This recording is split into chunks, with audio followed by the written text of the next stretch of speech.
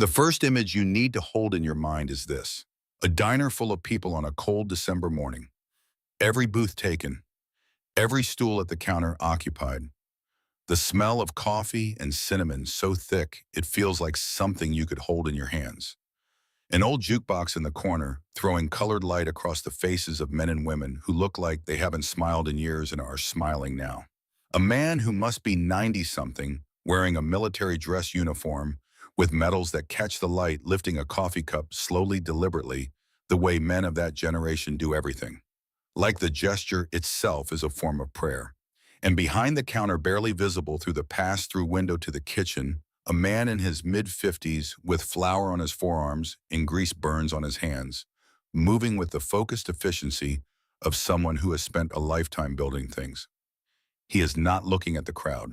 He is looking at the plate in front of him, making sure it is right, making sure it is exactly right, because that is the only way he knows how to do anything.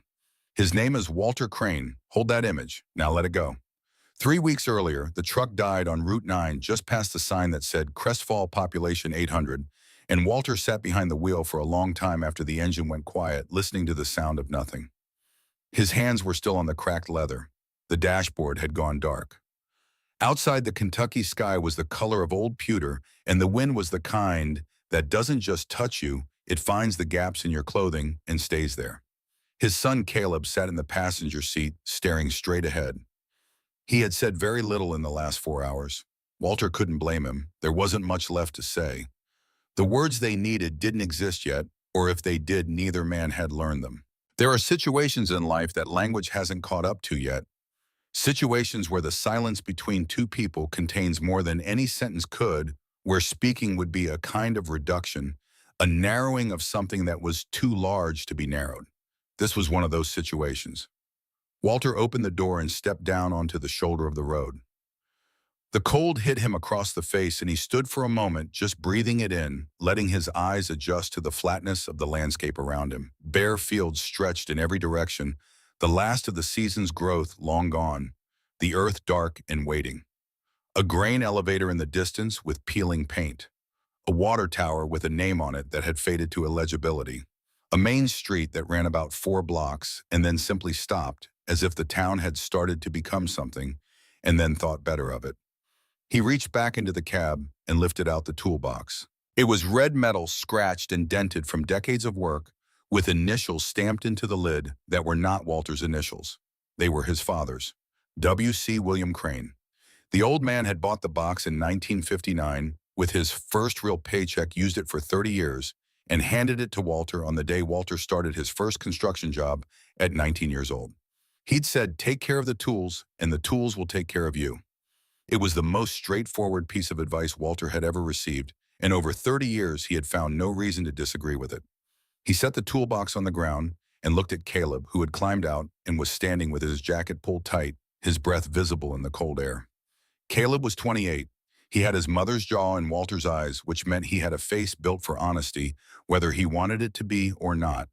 He had been an accountant before all this. He had his own apartment in Louisville, a steady job, a girlfriend named Sandra, who had stopped returning his calls 2 months ago. He had given up all of it to come help his father when the company collapsed, had moved out of his apartment and packed a bag and shown up at the door of the house that was already in foreclosure and said simply, "I'm here. What do we do next?" And Walter had let him here. Here being the shoulder of Route 943 dollars in a wallet and whatever change had collected in the ashtray over the last several months, 2 duffel bags, 1 toolbox, and a truck that would never start again. "Well," Walter said. Caleb said nothing. "We walk." They picked up their bags. Walter took the toolbox. And they walked into Crestfall, Kentucky, which looked like a place that had spent 20 years learning how to accept loss and had gotten very good at it. Main Street was 4 blocks of buildings that had once been proud. You could still see it in the architecture if you knew how to look. Walter knew how to look. Brick facades with cornices that someone had designed carefully, not just built. Large storefront windows meant to display things worth wanting. Wide sidewalks for foot traffic that no longer came. But the windows were boarded or broken, the boards themselves gone gray and soft with weather. Paint peeled from every surface. Weeds had found every crack in the concrete and decided it was home. A banner stretched across the street announcing a fall festival. The year on the banner was 2022. Nobody had bothered to take it down. Walter counted the empty storefronts as he walked. It was a habit from his contracting days, the instinct to assess to catalog what was broken and what could be fixed.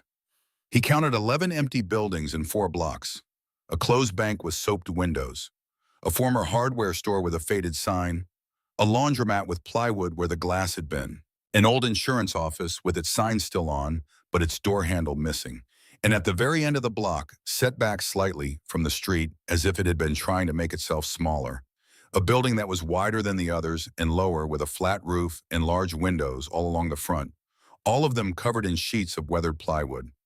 Above the door, almost invisible beneath years of grime, were the faded outlines of painted letters. Millstone Diner. Walter stopped. He didn't know why exactly. He had seen 100 abandoned buildings in his career. He had torn some of them down and rebuilt others.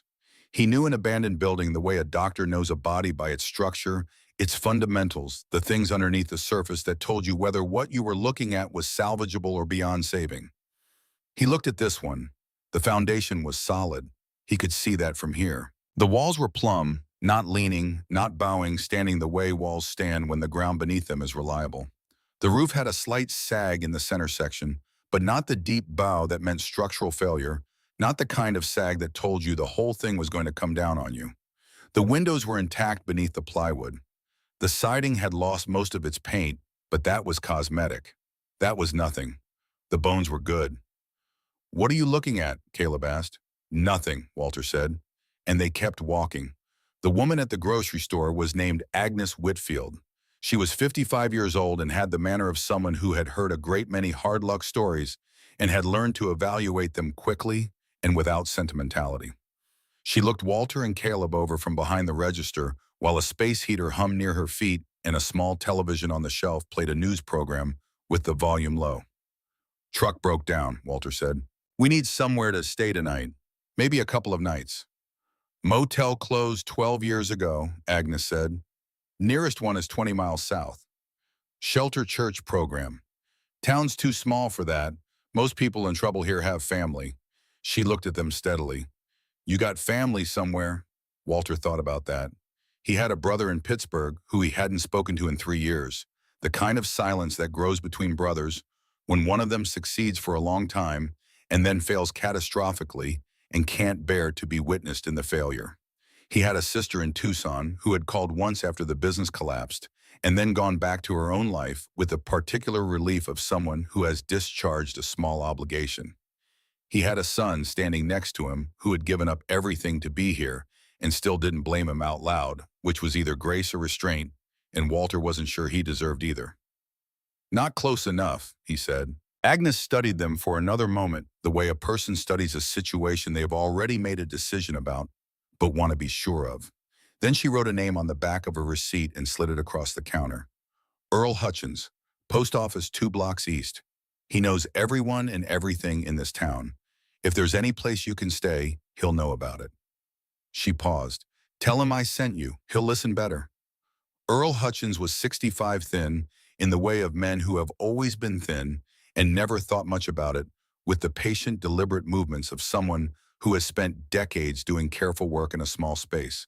He was sorting mail when Walter and Caleb walked in, holding each piece with the attention of a man who understands that what passes through his hands matters to someone, and he listened to their situation without interrupting, which Walter appreciated more than he could say. The ability to listen without redirecting, without offering premature solutions, without performing sympathy, that ability is rarer than it should be.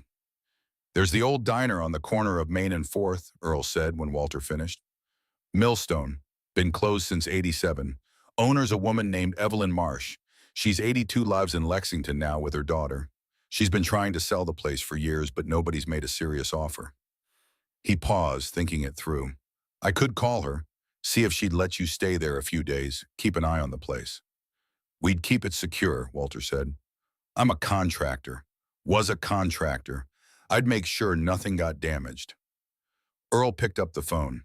The conversation was brief. Evelyn Marsh sounded like a woman watching television in a warm room, slightly distracted, asking the same question twice before accepting the answer, her voice carrying the particular quality of someone who has reached an age where the present is less vivid than the past. When Earl hung up, he retrieved a key ring from a drawer and set it on the counter. "Keys have been here since 1989, he said. She forgot she left them.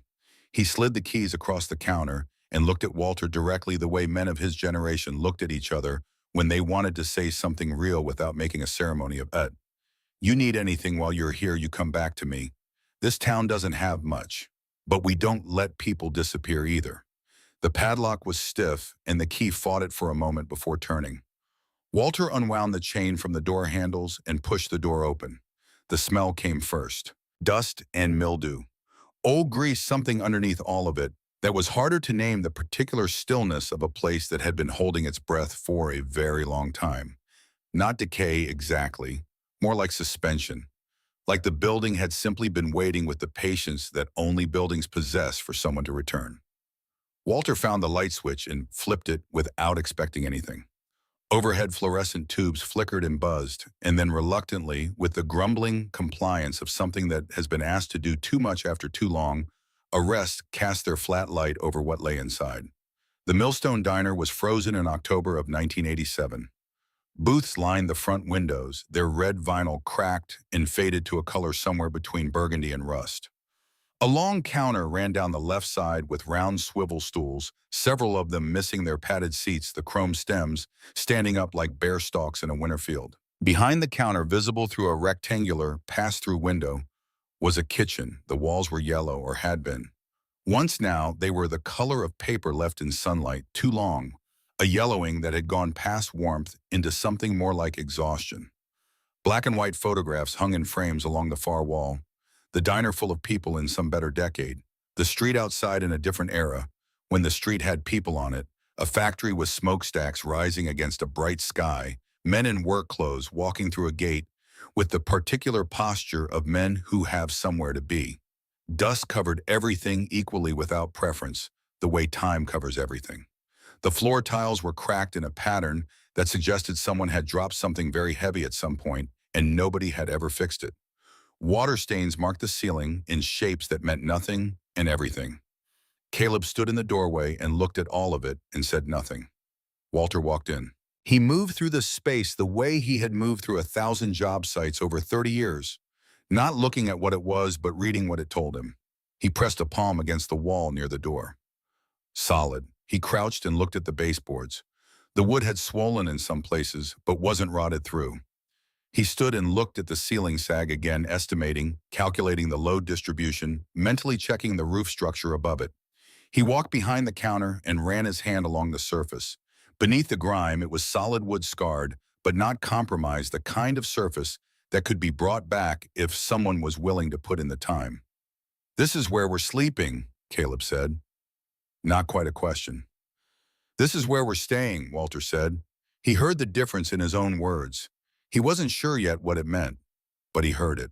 They cleared the worst of the dust from a corner of the back room, laid their sleeping bags on the floor and ate cold soup from cans, because there was no working stove yet, sitting with their backs against the wall in the thin light of a single flashlight. The night pressed against the boarded windows, and the building made the sounds that old buildings make, settling, sighing, adjusting itself the way a person adjusts when they've been holding a position too long and are finally allowed to shift, and Walter lay awake for a long time listening to them, listening to the building breathe. At some point in the early hours of the morning, unable to sleep, Walter reached for the toolbox. He had done this for years. Not consciously, not with any particular plan. It was simply what his hands did when his mind wouldn't quiet. The ritual of it. Open the box, take inventory, hold the familiar weight of tools worn smooth by 3 generations of use. There was something settling about it that he had never been able to fully articulate. Perhaps it was simply the knowledge that these things were real and unchanged and exactly where they were supposed to be. He popped the latches and lifted the lid. In the light of his flashlight, the tools lay in their accustomed positions. The hammer his father had bought in 1963, its handle worn to a particular smoothness that fit Walter's grip as if made for it. The set of screwdrivers worn to perfect handles by constant use. The level that still read true, that had read true through everything, through 30 years of job sites, through the move out of the house, through the truck and the road and this coal floor. The wrenches nested in the leather roll his father had made himself from a piece of harness leather he'd found in a barn somewhere. Walter took them out one by one, checking them the way he always had, making sure nothing had shifted or been damaged in the move. He reached the bottom of the box, lifted the worn fabric liner he had replaced twice over the years, running his hand beneath it to check for anything that might have worked its way under, and found something he had never seen before. A folded piece of paper yellowed at the edges, creased from decades in the same position. Walter's name on the outside in his father's handwriting. Just Walter, no last name, because there was only one Walter who would ever find this. He unfolded it carefully, the paper fragile in a way that told him it had been there a long time, that it had been waiting in the dark beneath the liner through all the years Walter had opened this box and never thought to look quite this deep. It was a short note. His father had never been a man of long speeches. If you're reading this in hard times, and I figure hard times is the only reason you'd look this deep in the box, I want you to remember something. The tools are yours, but the work is what you're made of. Crane men build. They don't run. Whatever's gone wrong, whatever you've lost, your hands still know what to do. Trust that. I love you, son. Dad Walter sat on the floor of the Millstone Diner for a long time with the note in his hands. He had gone through his father's tools 100 times, hundreds of times over 35 years. He had never found this, which meant William Crane had placed it there after handing the box over, had taken it back. At some point, some quiet afternoon in the workshop, when Walter wasn't there, lifted the liner, put the note underneath, replaced everything exactly as it had been, set the toolbox back where Walter would find it, and never said a word about it, had just trusted that his son would find it when he needed it. Walter did not make a sound. He sat in the dark of that diner and read the words 3 times and then a fourth, and then he folded the paper very carefully along its original creases and held it in his closed fist for a while, feeling the slight warmth of it before placing it back beneath the liner. He lay down in his sleeping bag and looked at the ceiling where the water stains made their meaningless shapes, and he thought about a man who had known, without being told, that his son would one day need to look deep enough to find something waiting for him. When Caleb woke at 7, he found his father already in the kitchen, sleeves rolled up, working. The percolator was on the 3rd shelf of the storage room behind a case of restaurant-grade ketchup that had gone to dust decades ago. Stainless steel, heavy, built in an era when things were built to outlast the person who bought them. Walter carried it to the sink, turned the water main carefully first, just a quarter turn, listening for sounds that would indicate a compromised line, and waited while rust-colored water sputtered from the faucet and slowly, grudgingly ran clear. He disassembled the percolator, completely washing each part with the methodical attention of a man who has learned that the difference between something that works and something that doesn't is usually a question of whether anyone bothered to clean it properly. He checked the stem and gasket and basket, found a vacuum-sealed canister of coffee on the same shelf, years expired, but still sealed, still carrying the ghost of its original smell when he pried the lid. "That thing is never going to work," Caleb said from the doorway, watching his father reassemble a machine that had been sitting untouched since the Reagan administration. Walter plugged it in. The heating element glowed red. The water began to warm. And then, improbably, stubbornly, after God only knows how many years sitting in that storage room in the dark, patient, as everything in this building seemed to be patient, the percolator began to perk. That sound, that particular, unhurried, completely reliable sound of coffee working its way up through the stem and spreading its color through the chamber. A sound that is, when you get right down to it, one of the most reassuring sounds a kitchen can produce. They stood in the kitchen together and watched it happen. Walter poured 2 mugs. The coffee was weak and slightly flat, the flavor muted by years in the canister, but it was hot, and in a building that had been cold for 37 years, hot was everything. Caleb wrapped both hands around his mug and closed his eyes for a moment, and Walter watched his son and felt something shift inside himself. Small and quiet, the way real things often are. He had fixed one small thing. That was all. One small, inconsequential thing in the context of everything that was broken. But somehow it mattered more than the arithmetic suggested it should. Earl Hutchins arrived at 8 with a paper bag he set on the counter without ceremony. Bread, eggs, butter, the basics, carried without comment, offered without performance. He looked around the diner with the slow, careful gaze of a man revisiting something he had carried in memory for a long time and is now checking the memory against the reality. Used to come here every Saturday, he said. Sat at that stool, the third one. Mr. Harold Marsh always had the coffee ready before I sat down. Knew what every regular wanted before they asked. He walked the length of the counter, trailing one hand along its surface, his fingers reading the wood the way a person reads something they know by heart. My wife Eleanor and I had our first real conversation here. Not a date, we'd already been on dates. But the first time we talked like we were going to know each other for the rest of our lives. Right there. He pointed at the booth nearest the door. She ordered the tea. I ordered coffee. We stayed until closing. Walter listened. He had noticed this in his years of contracting, the way people talked about the buildings they had loved. Not about the architecture, not about the materials, not about any of the things that contractors thought about when they looked at a building, but about what had happened inside them.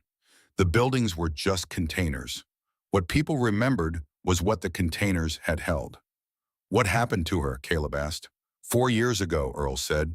He said it without additional explanation, in the way that men of a certain generation announce the central loss of their life. Brief, definite. The door closed, already absorbed into the structure of who he was now. He left them the bag of groceries and refused payment for it. At the door he paused with his hand on the frame. If you need anything else, you come find me. And don't worry about Evelyn. She's good people, even if she gets confused sometimes about what's hers to give. After he left, Walter and Caleb cooked eggs on the gas range, which ignited after 3 tries, the pilot struggling to remember its purpose after decades of disuse. They ate standing at the counter, looking out through the narrow gaps in the plywood at the empty street, watching a town that didn't know yet that anything had changed. The food was simple and exactly right, the way simple food is when you're genuinely hungry and someone has cooked it with attention. Dorothy Mercer appeared on the second day. She was 70 years old and had a retired schoolteacher's posture. Straight spine, unhurried presence, the air of a person who had learned through 40 years of teaching that patience was not passive but active, a deliberate choice made moment by moment. She carried a covered dish and knocked on the door with the confidence of someone who has decided they are welcome before being invited, which is a particular kind of confidence that is different from arrogance because it comes from genuine goodwill rather than self-regard. I've been watching you from across the street, she said when Walter opened the door. My house is the white one.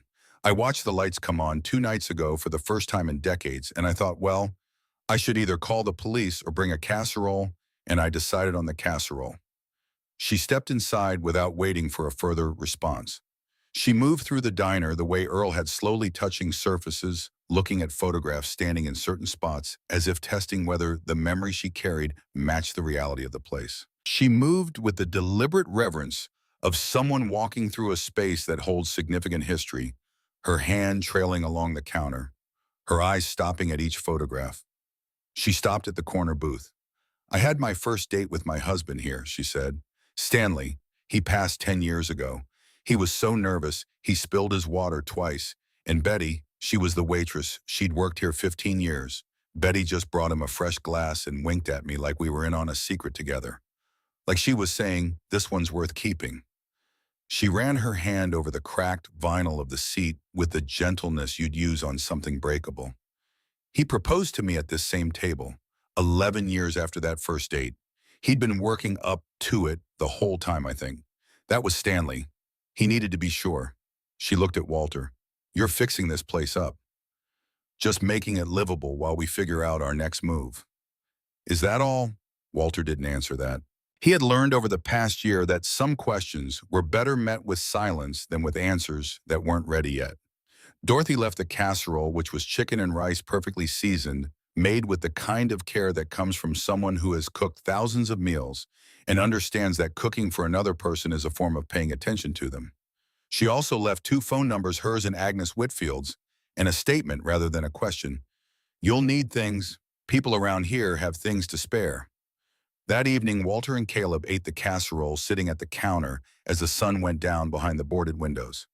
Neither of them said much, but something between them had shifted slightly, the way the pressure in a room shifts when a window is opened, not dramatically, not all at once, but perceptibly, a loosening. It was on the third day that Walter found the blueprint. He had started in the back storage room working systematically, moving from one section to the next, the way you approach any large project, beginning with what was most compromised and working toward what still held, establishing a hierarchy of need. One section of wall paneling had taken water damage at some point and had gone soft and dark. Walter removed it carefully, checking the structure behind it, making sure the wall studs were sound before moving on. Behind the second panel, folded and placed flat against the wall studs, as if someone had stored it there deliberately, not hidden exactly, but protected, laid in the one place in the room that was dry and stable, was a sheet of drafting paper. Large, yellowed, folded in quarters. Walter unfolded it on the floor of the storage room, crouching over it with his flashlight. It was a renovation blueprint, hand-drawn, meticulously detailed. Kitchen reconfiguration, counter expansion, electrical updates, structural reinforcements. Dated in the corner July 1987. In the title block in careful block lettering that spoke of someone who took precision seriously. Millstone Diner proposed improvements. H. Marsh. Harold Marsh.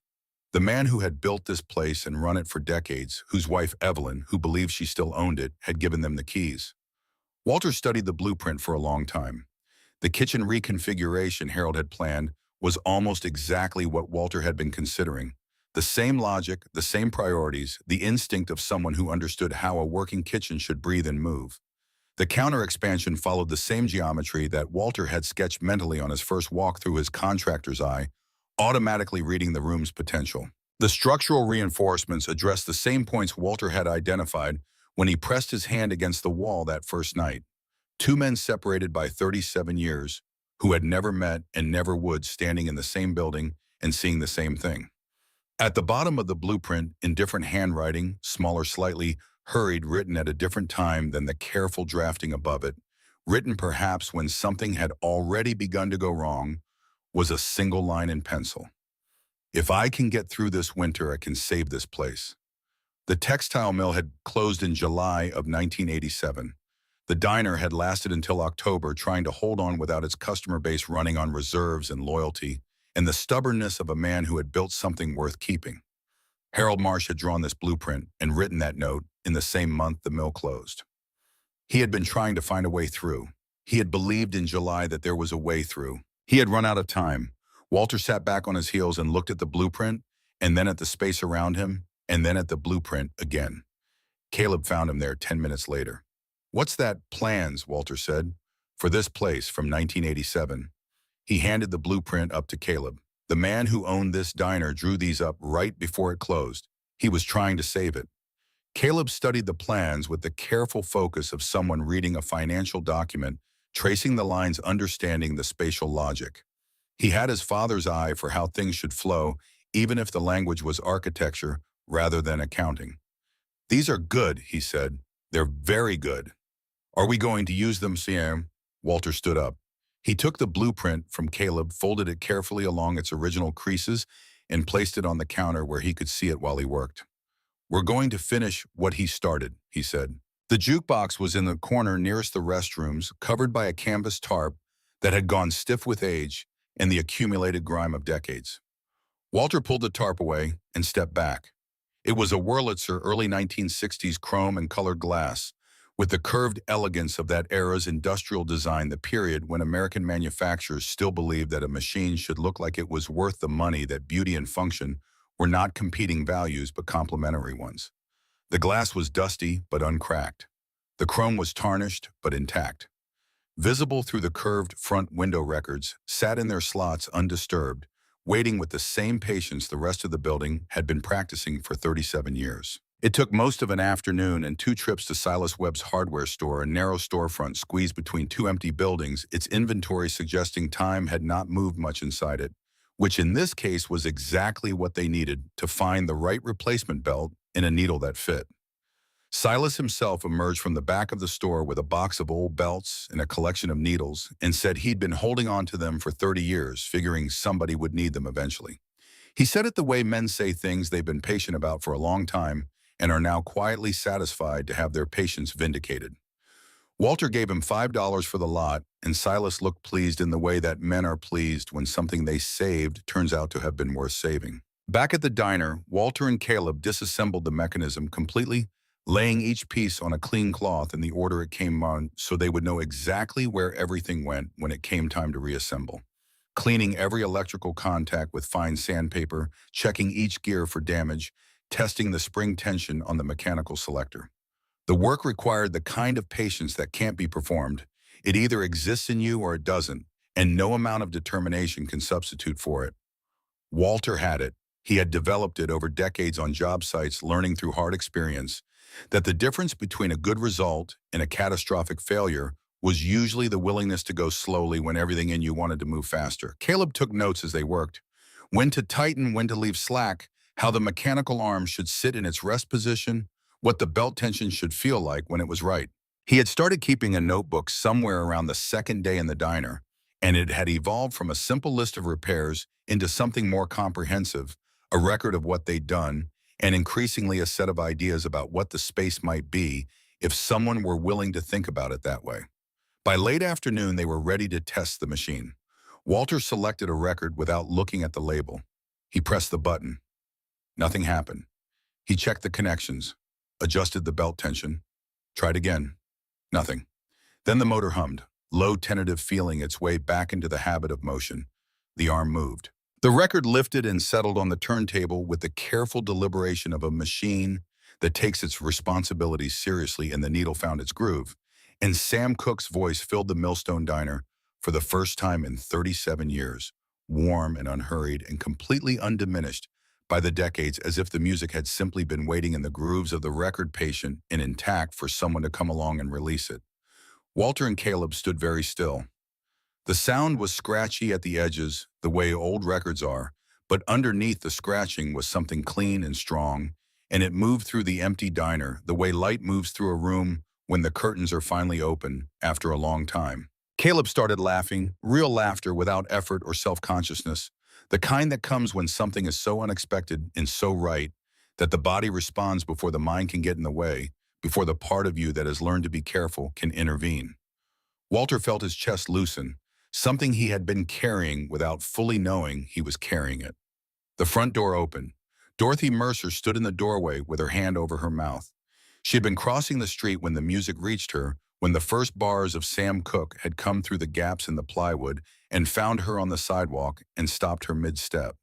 She walked into the diner like someone entering a church, slow, careful, her eyes moving around the room as if she was seeing something beyond the walls. "I heard it from across the street," she said quietly. "I heard the music." Sam Cooke finished. Walter selected another record, and this time it was Patsy Cline, and Dorothy closed her eyes and swayed very slightly and said with her eyes still closed, "Stanley and I danced to this, right here in this room. It was raining outside, and we were the only ones in the place, and Mr. Marsh put this song on himself just for us. I haven't heard it in 20 years." She began to dance alone in the empty space, her movements slow and sure.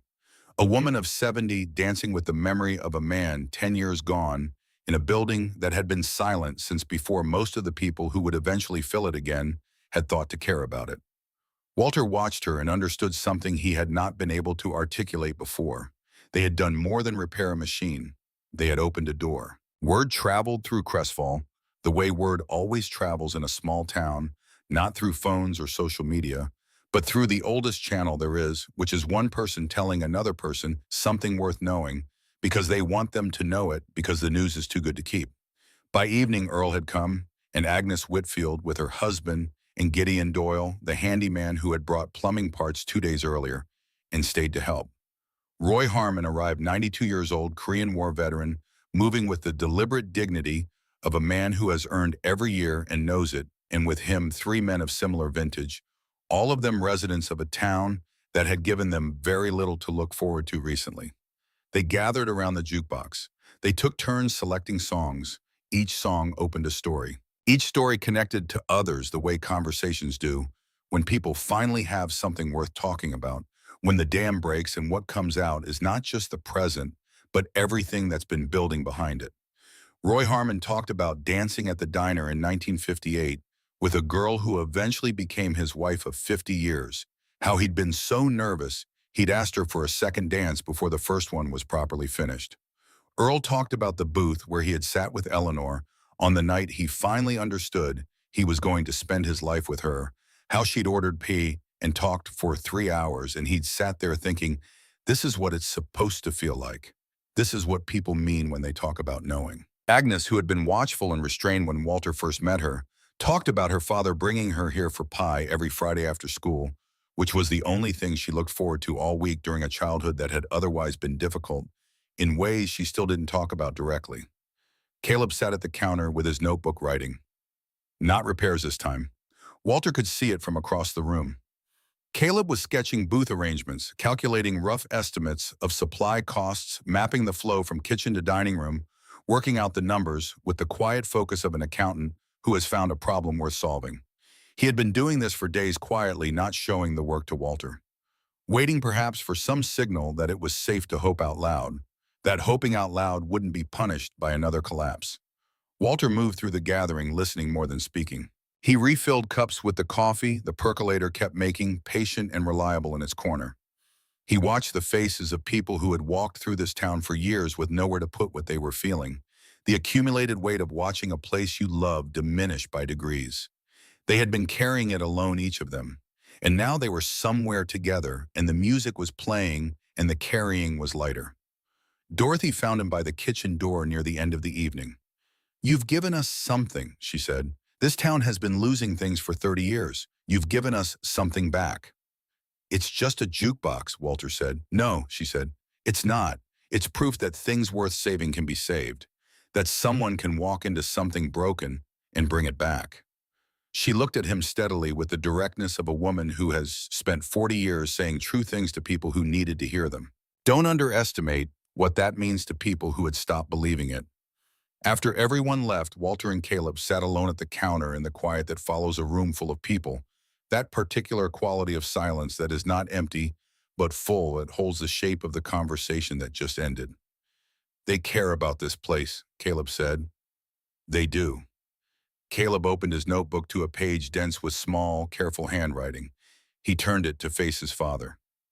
Walter looked at it for a longer time. Menu ideas organized by category and cost.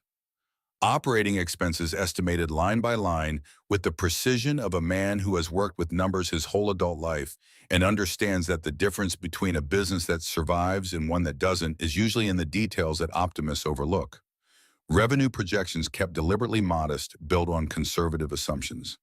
Days and hours calibrated to what the kitchen could actually produce with the staff they had.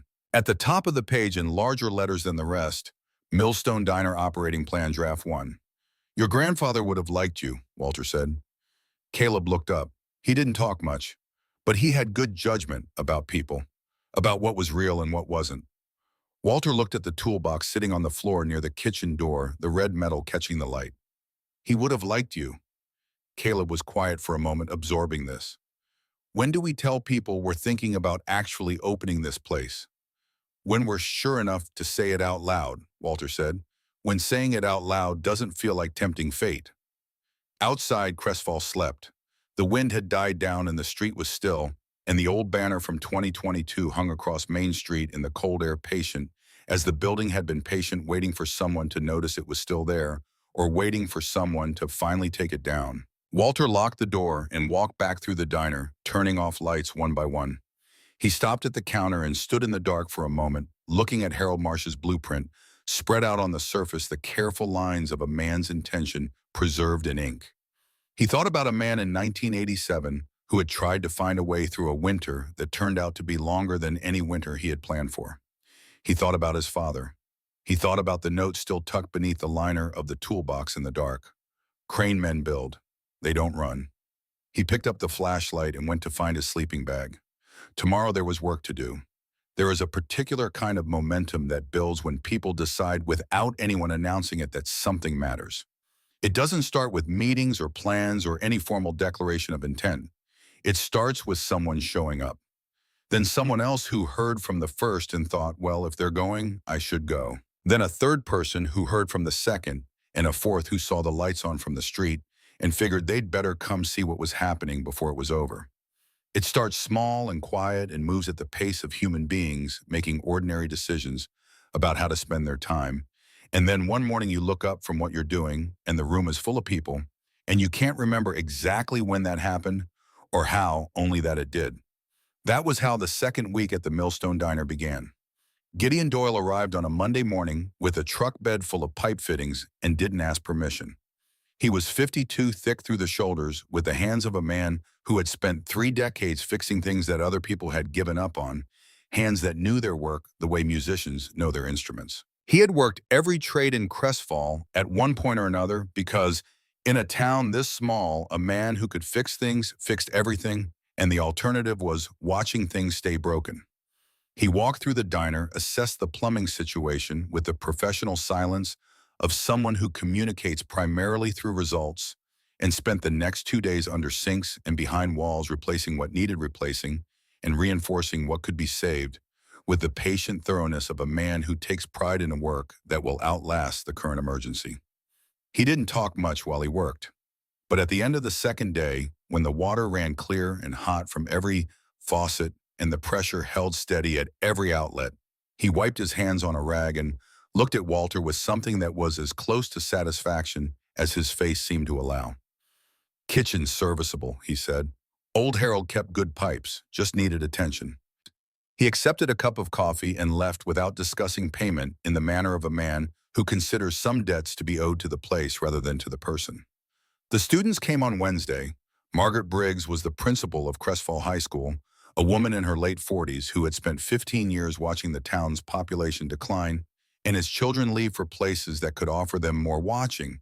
The school's enrollment numbers fall with the slow inevitability of water finding its level. She arrived with 11 students and a van full of cleaning supplies, and she organized them with the efficiency of someone who had learned that teenagers perform better when given specific tasks and clear standards rather than vague encouragement and ambient supervision. They descended on the Millstone Diner like a focused storm. Floors scrubbed tile by tile with the thoroughness of people who have been told exactly what done looks like. Windows washed inside and out until the light coming through them was clean and honest. The kind of light that makes you see a room as it actually is rather than as you've gotten used to it being.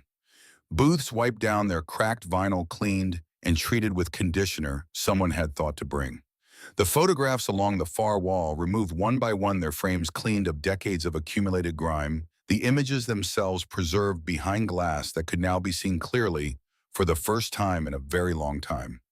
Walter worked alongside them doing the structural things while they handled the surfaces, and he watched them work with something he hadn't felt in a long time. These were kids who had grown up in a town that had been telling them for their entire lives in 100 small ways that things here didn't get better, that the trajectory was one direction only, that the best thing to do was to prepare to leave. And here they were on their hands and knees, cleaning a floor in a building that had been abandoned since before their parents were out of high school. They weren't doing it because someone graded them on it. They were doing it because someone had shown them it was possible. And when you show young people that something is possible, they respond with an earnestness that their elders have often lost. Margaret found Walter in the kitchen mid-afternoon, leaning against the range with his arms crossed, watching through the pass-through window. "They've never done anything like this before," she said quietly. "Worked on something for the town. There's never been anything for them to work on, nothing that felt like it could actually change." She looked at the students in the dining room, at the way they moved with a seriousness that hadn't been there at the start of the morning. "You've shown them that caring about something isn't naive." Walter didn't know what to say to that, so he said nothing, which is often the right response to something true. Roy Harmon came on Thursday with 3 men. They were all of a similar vintage, men in their late 80s and early 90s who moved with the careful deliberation of age, but held themselves with a straightness that came from somewhere other than habit, from a discipline installed long ago and maintained ever since. Roy introduced them by their service branches rather than their names, which was its own kind of introduction, and they set to work building a serving station near the kitchen pass-through. A structure of wood salvaged from materials Gideon had left behind, measured and cut and assembled with the economy of men who had learned long ago that unnecessary motion was a waste of what little time remained. By the end of the day, the station was solid, functional, exactly right. Roy looked at it for a moment with the evaluating eye of a craftsman checking his own work. Then he looked at Walter. Harold Marsh used to save us the counter stools on Friday afternoons, Roy said. After the mill shift ended, 7, 8 of us, sometimes more. Coffee was always fresh and always ready. He was quiet for a moment. We'd sit there for 2, 3 hours, didn't talk about anything important mostly. Jobs, weather, kids. The ordinary things. Just sat together. Another pause longer this time. You don't know what that means until you don't have it anymore. You don't understand what it was holding until it's gone, and you're holding it yourself without anywhere to put it. Walter understood. Nora Keene came on a Friday evening after her shift at the county hospital, still in her scrubs carrying a coffee thermos and a yellow legal pad. She was 29, with dark circles under her eyes from 12 hours of nursing and the particular alertness of someone who has learned to function well on too little sleep, whose body has adapted to the demands placed on it. She was Margaret Briggs's younger sister, and she had the same directness as Margaret, but deployed differently, not administrative but clinical. The directness of someone trained to assess a situation quickly and tell you exactly what it is without softening it into something more comfortable but less true. She sat with Caleb at the counter and looked at his notebook. She didn't ask polite questions about his plans. She asked real ones. What was the expected per-table revenue on a Saturday morning with full occupancy? How were they managing food cost against expected volume given the limitations of a 2-person kitchen? What was the contingency plan if the first weekend's turnout was lower than projected? And had he projected multiple scenarios or just the optimistic one? Caleb answered each question carefully, sometimes pausing mid-answer to recalculate, sometimes crossing out a number and writing a better one as he talked through it with her. Walter watched from the kitchen doorway, pretending to be busy with something else, and noticed that his son sat up slightly differently when Nora was in the room. Not performance, something more honest than that. The way a person sits when they want to be taken seriously by someone whose opinion has already begun to matter before they fully understand why. Opening day was set, Friday the 1st of December, 2024. 3 weeks away. They worked every day. Walter moved through the repairs in order of priority, following Harold Marsh's blueprint, the way a surgeon follows a procedure, not improvising, not skipping steps, because they seemed less urgent than the step after them, trusting the intelligence of the plan, even when a particular step seemed like it could be postponed. Harold had thought this through carefully. He had understood the building in a way that only long familiarity produces. Walter had learned over 30 years that the man who drew the plans was usually right about things the man doing the work but was tempted to cut corners on. In the evenings when the light was gone and the day's work was done, the diner filled up briefly with whoever had come by Earl with news from the town, Dorothy, with food and questions, Agnes, occasionally Gideon stopping in to check on what he'd repaired. It had begun to feel less like a building they were occupying and more like a place they were responsible for. The difference mattered. Responsibility is what you feel towards something you care about. Occupation is what you feel towards something you're using until something better comes along. Walter felt responsible. He hadn't felt responsible for anything good in over a year. He had spent a year feeling responsible for things going wrong, which is a different thing, entirely heavier, with no constructive outlet. The letter arrived on a Tuesday, 8 days before the opening. Earl brought it over from the post office in the early afternoon, a plain white envelope addressed to Walter Crane, care of Millstone Diner, Crestfall, Kentucky. The return address was in Nashville, Tennessee. The name above it was Bartholomew Ellison. Walter stared at the name for a moment before opening the envelope. Bart Ellison had worked for Crane Construction for 11 years. He had started as a laborer, young and willing, but still learning, and had become one of Walter's most reliable foremen over the course of a decade, the kind of man you trusted with complicated jobs, because he combined real technical skill with the steadiness of someone who had learned not to panic when things went wrong, and things always went wrong on construction sites. When the company collapsed, Walter had called each of his 23 employees personally. He had considered having his lawyer do it or sending letters, but in the end, he couldn't bring himself to deliver that news any way other than directly. Bart had listened without interrupting, asked a few practical questions, thanked Walter for the call, and said he'd land on his feet. Walter had believed him, had hoped for it. He opened the envelope. Inside was a handwritten letter on plain paper, 2 pages in Bart's large, careful handwriting. the handwriting of a man who had not written much by hand before smartphones and had developed his own deliberate script. Folded into the letter was a check for $500. Walter sat down on a stool at the counter and read, "Mr. Crane, I saw the piece the Crestfall paper ran online about at the diner. A friend in Kentucky forwarded it to me, figured I'd want to know. I've been following things from a distance since last year more than you probably know. I want to say something I should have said when you called me. You gave me 11 years of honest work. You paid fair wages and you kept your word every single time you gave it, and in this business, that is rarer than it should be. When you made me a foreman, you told me you weren't promoting me because of my skills. You said skills were common. You were promoting me because I treated the other men right. I've thought about that a lot in the years since. What happened with that investment deal was not a failure of your character. I know you. I know the difference. A man who gets taken by a con isn't weak. He's someone who extended trust and got it used against him. That happens to good men. It doesn't change what kind of man you are. The check is not charity. It's back pay on a debt that can't actually be calculated. You gave me 11 years of honest work and never once made me feel small. A man like that doesn't stay down. I know you'll build something good wherever you are. Bart Ellison." Walter read the letter twice. He set it down on the counter and looked at it for a while without reading it again. He was not looking at the words. He was looking at what the words represented, which was something he had not understood until this moment. He sat alone with it for a long time. 11 years. He had 23 employees at the height of crane construction, men and women he had hired and trained, and he had always believed treated right. When the company collapsed, he had been consumed by the accounting of it, the money lost, the contracts left unfinished, the debts that couldn't be paid. He had counted everything in financial terms because that was the most obvious thing to count in the thing that showed up in the courthouse records and the bank statements. He had not counted this. He had not counted what remained in the people he had worked with, the 11 years of showing up honest, the wages paid in full every single time, the promotions given for the right reasons, the phone calls made personally when everything ended because he owed them at least that. He had thought of all of that as basic decency, the minimum that any decent employer would do, and he had never considered that it might be a form of building. But it was. Crane construction was gone. The accounts were empty. The permits had been fraudulent.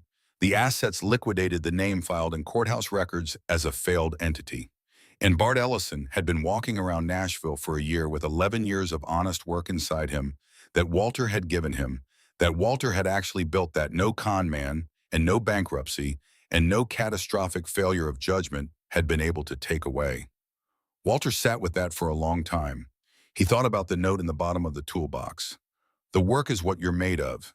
He had understood it when he first read it as instruction, as something pointing forward. But sitting here with Bart's letter in his hands, he understood it also as something pointing backward. The work you had already done. The work that was already built. The work that lived in other people and could not be repossessed. He hadn't failed everything. He had failed a business. Those were two different things, and he had spent a year treating them as the same thing. He folded the letter carefully and placed it beside the blueprint on the counter. Two pieces of paper that meant more than their combined weight suggested possible. He was still sitting there when Caleb came back from the hardware store that afternoon. "What's that?" Caleb asked, setting down his bag. Walter picked up the letter and held it out. Caleb read it carefully, his expression shifting as he went, and when he finished, he looked up at his father with something that was neither pity nor relief, but closer to recognition. "You didn't fail everything," Caleb said. "You know that." "I'm starting to," Walter said. That night, long after the diner had gone quiet and the last of the visitors had gone home, Walter and Caleb sat together at the counter with coffee that had been sitting too long and was bitter at the edges the way coffee gets when it's been keeping company with itself for hours. Neither of them had planned to have this conversation. It came the way real conversations come, not when you're ready for them, not when the conditions are ideal, but when the conditions finally permit them, when the silence has been earned and the ground is ready. "I want to say something," Caleb said. Walter waited. "When you showed me the paperwork for the Reed deal, when you asked me to invest." Caleb held his coffee mug in both hands, looking at it rather than at his father. "I saw things that didn't add up. The The timeline moved too fast for a legitimate development project. I'd done enough financial modeling to know that. The permit documentation was thinner than it should have been. There were inconsistencies in the projected revenue figures that would have flagged immediately in any due diligence process. Walter said nothing. I didn't say anything because I told myself you knew better than me. You'd been in business for 25 years. I'd been out of college for 4. Who was I to question your judgment about a deal you'd already made? Caleb set the mug down. But that wasn't the real reason. He looked at his father. The real reason is that I wanted to believe. You were so certain about it, so hopeful. I hadn't seen you that hopeful about anything in years. You'd been grinding for so long, and suddenly you had this thing you were excited about. And I didn't want to be the one to take that away from you. I wanted to be your partner, not your critic. I wanted you to see me as someone who trusted your judgment. He paused. So I stayed quiet, and then everything went wrong. And I spent the next 8 months being angry at you when I was just as responsible for the decision as you were. More responsible maybe because I had the specific professional knowledge to see what you didn't. The diner was very still around them. Walter looked at his son for a long time, at the jaw that was his mother's, and the eyes that were his own, at the face that was built for honesty and had just demonstrated it in the most difficult way. I made you feel like doubt was betrayal, he said finally. I know I did. I've been doing that your whole life, projecting a certainty I didn't always have, making it feel dangerous to push back on me, creating an atmosphere where disagreement felt like disloyalty. He turned his coffee mug in his hands. If you couldn't question me about the deal that's on me, I built those conditions. I'm the one who should have made it safe for you to say what you saw. You didn't force me to. No. But I created conditions where it felt costly. That's a thing a father can do without meaning to, without ever having a single conversation about it. And it cost you. He set the mug down. I'm sorry for that. Specifically for that. Not just for the deal. Caleb was quiet for a moment, processing this. We both made the same mistake, he said finally. We both wanted it to be true badly enough that we didn't look hard enough at whether it was. We did. So we don't do that again. Whatever comes next, we look at it honestly. Both of us say what we see. Agreed, Walter said. They sat together in the kind of silence that is not empty but full, the silence of two people who have finally said what needed saying and are resting in the space the saying has cleared. Outside, the wind moved through Crestfall. Inside, the old building settled around them, patient and unhurried, the way it had been for 37 years. The lawyer arrived on a Wednesday morning, 10 days before the opening. He was in his late 40s, well-dressed in a way that was clearly intentional, not ostentatious but precise, the way men dress when they want their appearance to communicate something about their authority before they speak. He was carrying a leather briefcase that had been chosen for the same reason. His name was Preston Cole, and he introduced himself at the door with the practiced calm of a man who has delivered unwelcome news many times and has learned that the most efficient approach is a neutral affect and direct language. Walter saw him park the sedan from the kitchen window and knew before the man knocked that whatever was coming was not good. There is a particular quality to the arrival of certain kinds of news, a weight in the atmosphere that precedes it, the way the air changes before weather. They sat in a booth. Preston Cole set his briefcase on the table, and removed a folder without ceremony. I represent Raymond Marsh, he said, the nephew of Harold Marsh, the original proprietor of this property. He slid a document across the table. Mrs. Evelyn Marsh, Harold's widow, has been under a misapprehension regarding her ownership of this property since Harold's death in 2003. The property passed into a family trust at that time, the terms of which Evelyn was apparently never fully explained. There has been a dispute among the heirs for the past 8 years. Walter looked at the document. The words moved on the page. That dispute was resolved 3 weeks ago through litigation. Raymond Marsh is the legal owner of this property. Preston Cole's voice remained neutral, not unkind, but professionally distant, the affect of a man who has learned to deliver facts without editorializing. Mrs. Evelyn Marsh had no legal authority to grant you permission to occupy the premises. That permission, however well-intentioned, is void. Caleb's voice came from beside Walter, steady in a way Walter was grateful for. She believed she owned it. She did believe that. She was mistaken. Preston Cole folded his hands on the table. Mr. Marsh has a pending sale agreement with a regional development firm. The agreed price is $200,000. The sale is expected to close within 30 days. He looked at Walter. You'll need to vacate the property. Mr. Marsh is prepared to offer you 2 weeks to make arrangements. Walter looked at the document in front of him. He had looked at a lot of documents in his life.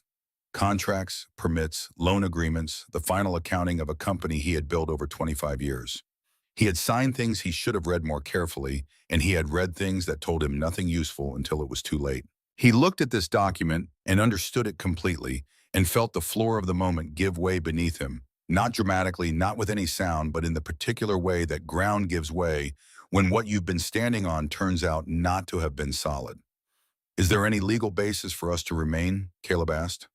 None, Preston Cole said. You've occupied the property without a lease, without paying rent, without any formal agreement with the rightful owner. You have no legal claim. After the lawyer left, they sat in the booth for a long time without speaking. The diner was quiet around them. The afternoon light came through the windows they had spent days cleaning, honest and clear. The counter they had sanded together gleamed in the low November sun. Harold Marsh's blueprint lay spread at the kitchen end of the counter, where Walter had been consulting it that morning, the plans of a man who had run out of time, which now had company. The opening, Caleb said finally. I know. Everything people have donated, the supplies, the time they put in. He stopped. I know, Walter said again. There was nothing else to say yet. Sometimes you have to sit with a thing before you can think about what to do with it. Walter sat with it. He had spent the last year learning how to sit with things that couldn't be immediately fixed, and that was perhaps the one useful skill the collapse of crane construction had given him. The patience to stay in the difficult place until something clarified. He sat. The diner sat around him. The community meeting that evening was not planned. Word traveled the way word traveled in Crestfall, through Agnes at the grocery store, through Earl at the post office, through a phone call from Dorothy to Gideon, through Roy telling his friends in the particular way that men of his generation relay important news, which is without embellishment but with full gravity. By 7 o'clock, the diner was full. Earl, Dorothy, Agnes, Gideon, Roy, and his friends Margaret Briggs, 3 of the students who had spent a week cleaning the place, Silas Webb from the hardware store, a handful of people Walter recognized from the evenings around the jukebox, and others he was seeing for the first time, people who had heard something was happening and wanted to be present for it. Walter told them what Preston Cole had told him. He said it plainly without softening it or framing it in ways designed to make it easier to hear. $200,000. 30 days. No legal basis to remain. The development company's plans were not something Preston Cole had specified, but the phrase regional development firm covered a range of possibilities, and none of them involved the Millstone Diner continuing to exist in any form that the people in this room would recognize. The room absorbed this. The silence that followed had weight and texture. Then Silas Webb said, "What if we buy it?" $200,000, Caleb said carefully. We have $8,300 in the donation jar as of this afternoon. The number settled over the room like something physical. Roy Harmon's hand came down on the table, not quite a slam, but carrying the weight of a man who has not been patient for 92 years by being passive. So we're just going to walk away. Let them tear it down and put up another. Roy. Dorothy Mercer's voice was quiet, but it cut through. She stood slowly. Dorothy Mercer, at 70, had a presence that came from 40 years of managing rooms full of people who didn't want to listen, who were distracted or resistant or frightened or simply young. She stood and the room went quiet, and she let the quiet sit for a moment before she spoke into it. We cannot buy this building with what we have, she said. That's true. And we cannot change the legal situation. And we cannot make Raymond Marsh into a different kind of man than he is. She looked around the room, meeting people's eyes one at a time. But we can decide how this story ends. No one spoke. There are people in this room who cleaned that kitchen and those windows, who carried pipe fittings in the back of a truck, who built that serving station, who brought food and coffee and sat around that jukebox and remembered for the first time in years what this town used to feel like. She paused, letting it land. None of that goes away because a lawyer came with a folder. None of that was conditional on whether we get to keep the building. That happened. It is real. It is ours. She looked at Walter. "We open on December 1st, she said. "As planned. One day, one full day, exactly what we've been preparing for. Not because it changes the outcome, because it is the right way to end something worth ending well. Because we refuse to let this place close without being seen one more time as what it was." The room was still. Then Earl Hutchins said quietly, "She's right," and the room moved. Late that night, after everyone had left with renewed purpose and specific tasks for the days ahead, Walter sat alone. He had sent Caleb to get some sleep. He needed the quiet, and Caleb had understood and gone without argument. They had reached the point in their partnership where certain things didn't require explanation. The diner held its silence around him. The kitchen was clean and organized, a week's worth of careful preparation visible in the arrangement of every surface. The dining room was ready in the way that a room is ready when the work has been done properly. The jukebox waited in its corner. Harold Marsh's blueprint lay on the counter. Walter picked up the old guest book. He had been meaning to read through it more carefully since he first found it, a leather-bound volume in a cabinet beneath the counter. Its pages yellowed and fragile, covering the years from 1952 to the diner's closing in October 1987. He had leafed through it briefly that first week, but the days had been full, and there had always been something more immediately pressing than the past. Tonight, there was nothing more pressing. He opened it at the beginning, 1952, and began to read. The entries were what you'd expect from a place like this, short ordinary, the handwriting of people who didn't think of themselves as writers, but wanted to put something down anyway. Wanted to say I was here and it mattered. Anniversaries, birthdays, traveling salesmen passing through who wanted to note that the pie was worth the stop. Families making memories they didn't know yet were memories. The texture of a community's daily life preserved in ink that had faded from black to brown and then to something approaching gold. He read for an hour. He turned the pages, carefully aware that what he was holding was irreplaceable, not because of any material value, but because of what it contained. The record of people deciding that a moment was worth noting, that they had been somewhere that mattered, that they wanted to leave evidence of it. He was somewhere in the middle of 1961 when he stopped. The entry was unremarkable in its appearance. Third from the top of a page dated June 1961, between an anniversary celebration from a couple named Fletcher and a note from someone called May, who said the hash browns were the best she'd had this side of the Mississippi. The handwriting was familiar. Walter had grown up with that handwriting on birthday cards, on notes left on the kitchen counter. On the bottom of the tool inventory list his father kept in the workshop in the evenings. William Crane passing through Crestfall. Best coffee in Kentucky. June 14th, 1961. Walter sat very still. His father had been 29 years old in June of 1961. Walter had not yet been born. He would not arrive until 1970. William Crane had been a young man passing through Kentucky on some job or some errand that had brought him down Route 9 and into Crestfall and into this diner. He had sat where at the counter in a booth. He had ordered coffee. He had found it worth writing down. He had sat in this building, at this counter, on these stools, in this same air, looking at these same walls 63 years before Walter sat looking at them now.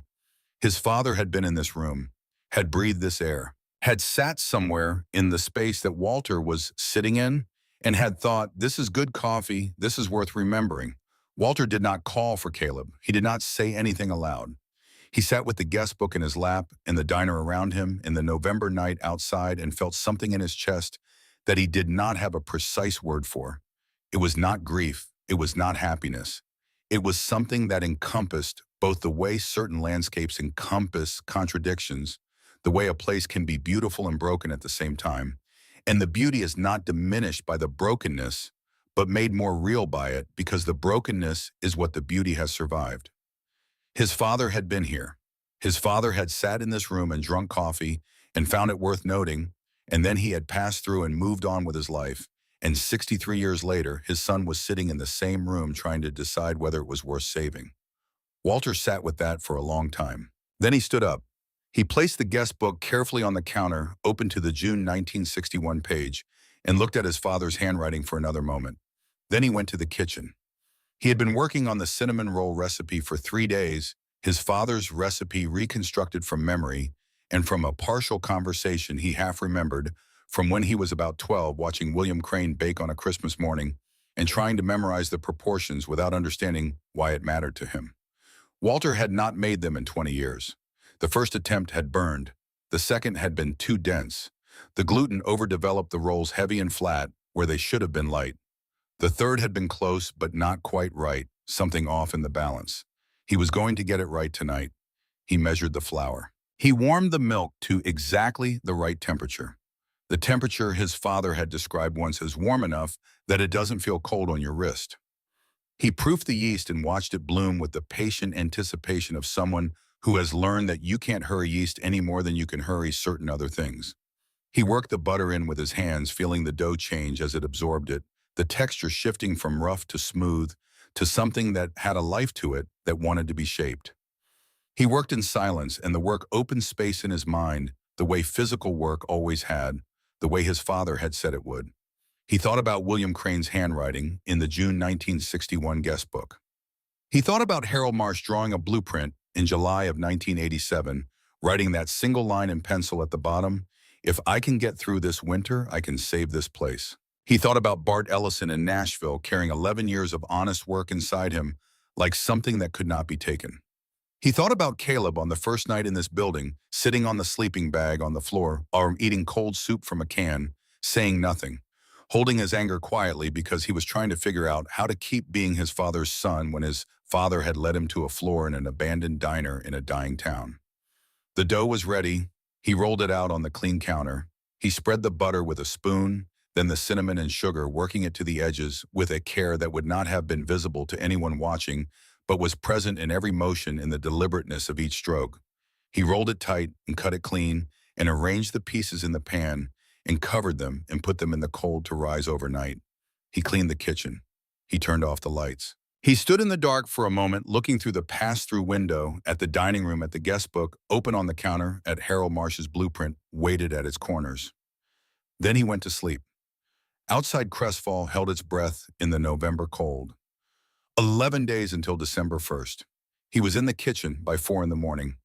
He had not slept well, but it was not the sleeplessness of dread, not the kind of wakefulness that holds you in place and won't let you move forward. It was the sleeplessness of a man who has too much to do and not enough hours, which is an entirely different condition, one that pulls you forward rather than holding you down. Walter had learned the difference in the last 2 weeks. He had spent a year being held down. He knew what that felt like. This was not that. He lit the oven. He checked the cinnamon rolls he had left to rise overnight, lifting the cloth, carefully examining the dough with the same focused attention he gave to everything. They had risen properly. Even in the cold of the kitchen, they had done what good dough does when it is made right, expanded slowly, unhurried, filling the space available to them without force or urgency. He put them in the oven and set the timer. Then he started the coffee.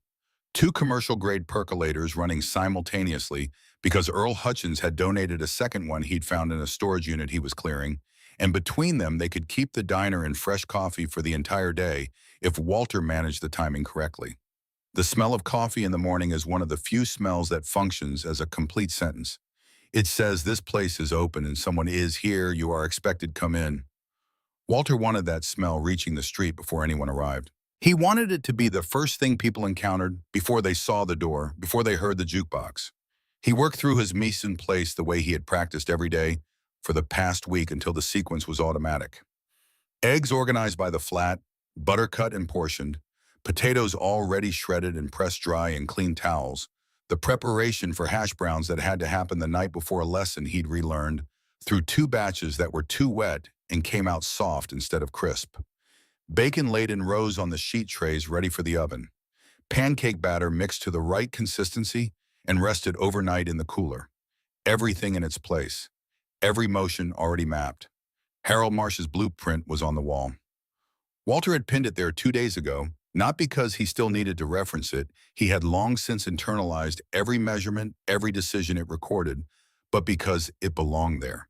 It was part of what this kitchen was. Harold had imagined it. Walter had built it. Those 2 facts were not separate. They were the same story told in 2 chapters by 2 men who had never met. The timer went off. He pulled the cinnamon rolls from the oven. They were perfect. He knew they were perfect before he touched them, from the color and the rise and the way the edges had set pulling slightly from the sides of the pan in the way that properly risen dough does when it's been baked correctly. He made the cream cheese frosting while they were still hot, spreading it carefully so it melted into the warm dough and became part of it rather than sitting on top like an afterthought.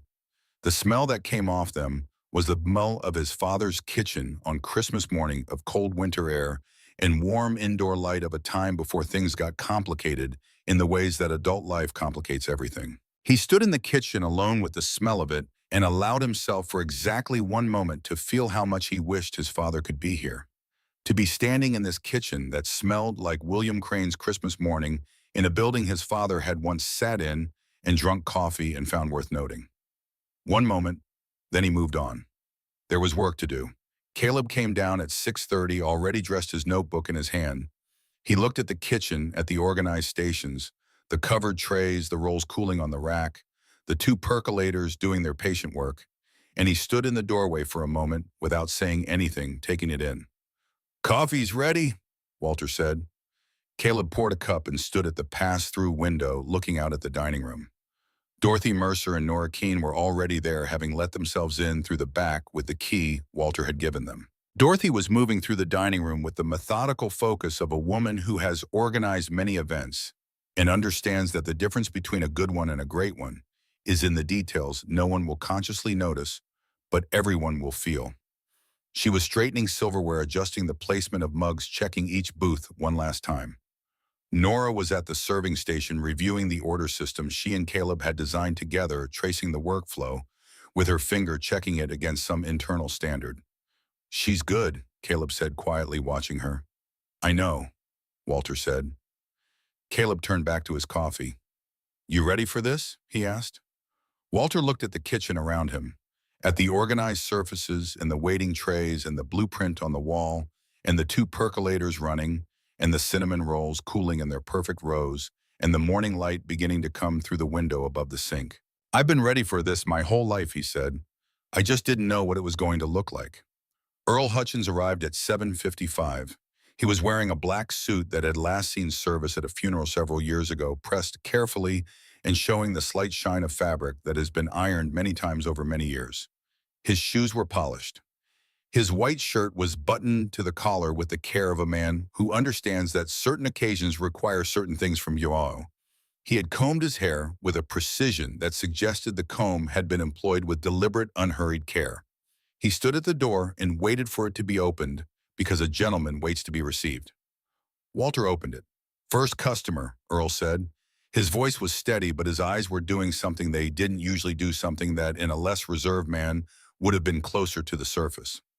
"First and most welcome," Walter said. He stepped back, and Earl Hutchins walked into the Millstone Diner, the way a man walks into a church, not with performance, not with any self-consciousness about the gravity of the moment, but with the genuine weight of someone who understands that some thresholds are different from other thresholds. That some doors, when you walk through them, take you somewhere that matters. He sat at the third stool from the left, his stool. Walter brought him coffee without asking. Then the door opened again, and after that it didn't really close. Agnes Whitfield and her husband, who had driven in the back way to avoid the growing crowd. Gideon Doyle with his two grown sons, both of whom had driven from neighboring towns, both of whom had heard enough from their father to understand that this was worth the drive. Roy Harmon and four men from his Korean War veterans group, all of them in their dress uniforms, their chests carrying the organized weight of their decorations, not worn for display, but for respect for the marking of an occasion. Margaret Briggs was 7 of the students who had cleaned this place. They came through the door with the particular pride of people who have earned the right to be present at something by having helped build it. Silas Webb, who closed his hardware store for the first time on a weekday in 11 years, because some things are worth closing for. Families Walter had never met who had heard through the chain of small-town information that something worth seeing was happening on Main Street.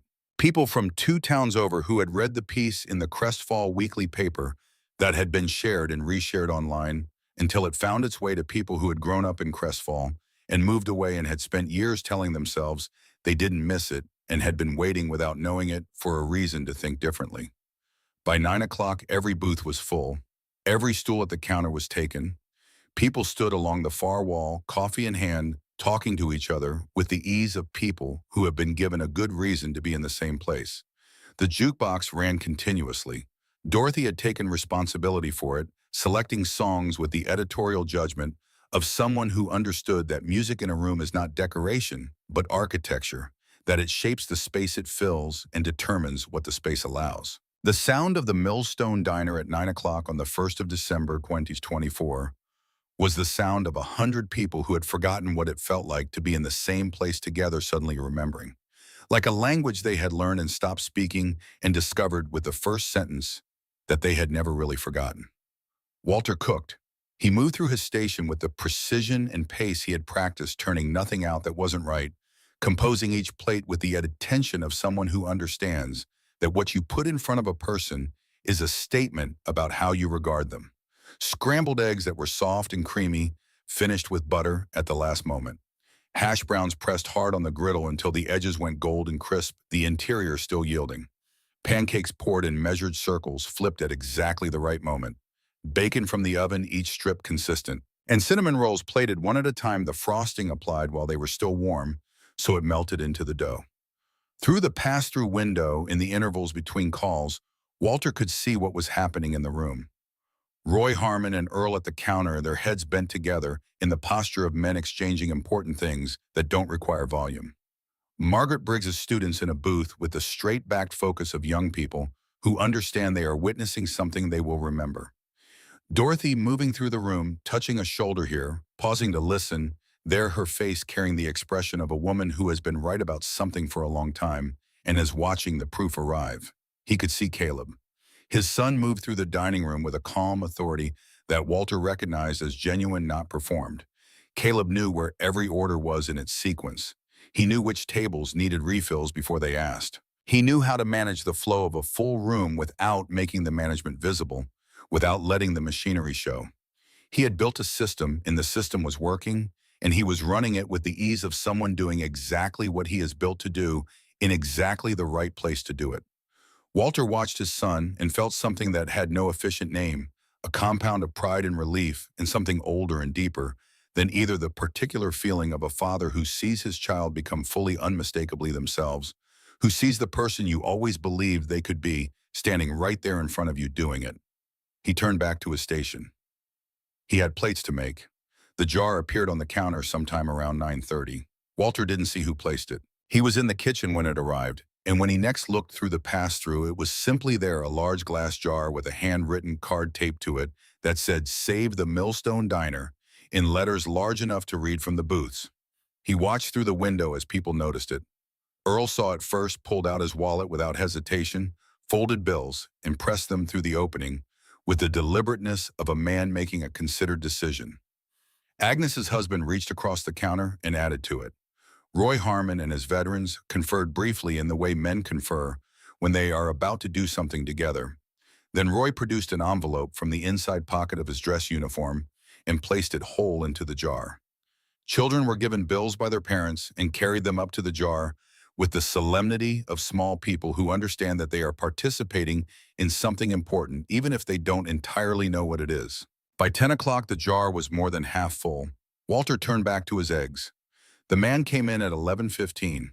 He sat in the corner booth, the one Dorothy had told Nora about, the one that held the long sediment of important moments. He was in his late 50s, well-dressed, without ostentation, with the weathered face of someone who spends time outdoors and the watchful eyes of someone accustomed to assessing situations before committing to them. He sat with his coat still on and ordered coffee when Dorothy came to the table. Dorothy brought it without ceremony. She did not know him, and she treated him as she treated every other person in the room, as someone who had come to the Millstone Diner and therefore deserved the full attention and care she had to offer, which was her understanding of what the diner required of its people. She poured his coffee and started to leave. "You've been here before," the man said. It was not quite a question. Dorothy turned back. "Many times," she said, "though not recently. It's been closed a long time." "What was it like before?"